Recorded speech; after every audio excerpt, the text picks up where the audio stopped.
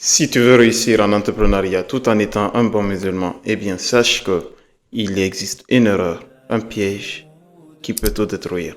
Et malheureusement, beaucoup tombent dedans sans même s'en rendre compte. Si je te posais la question, est-ce que tu penses qu'on peut devenir riche en respectant à 100% les valeurs de l'islam?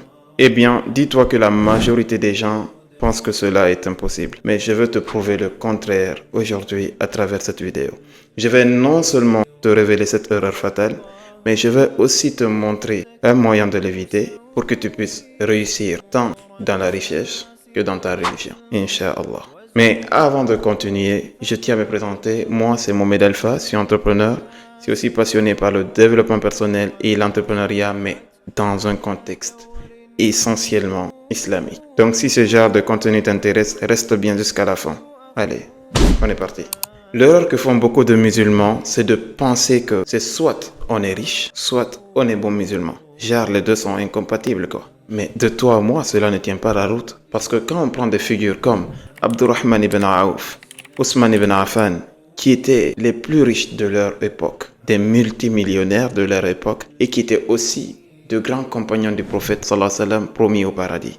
On comprend que c'est pas l'argent le problème, c'est la façon dont toi tu le gagnes et la façon dont tu le dépenses. Dans plusieurs versets du Coran et dans plusieurs hadiths, on comprend que être riche de la bonne manière et le dépenser dans la bonne manière a d'énormes avantages pour nous Yawm al-Qiyamah.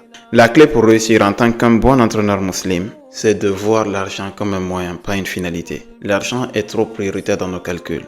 Essayons de le descendre d'un cran et mettre notre foi un peu plus haut. Et vois l'argent comme un outil, un moyen qui va te permettre d'atteindre un but plus grand, un but ultime, qui est le paradis. Parce que grâce à l'argent que tu vas gagner, tu vas non seulement pouvoir subvenir à tes besoins, satisfaire tes désirs, mais tu vas aussi aider les pauvres, comme il est recommandé dans le Coran.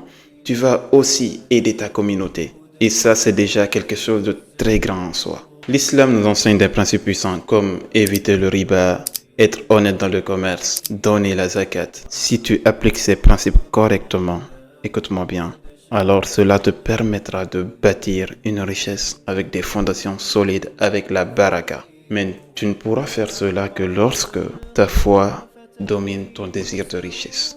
On le dit souvent, la plus bonne des richesses se trouve dans les mains d'un homme pieux. Donc, rappelle-toi, ce n'est pas l'argent le problème, c'est la façon dont toi tu le gagnes et la façon dont tu le dépenses qui fait toute la différence.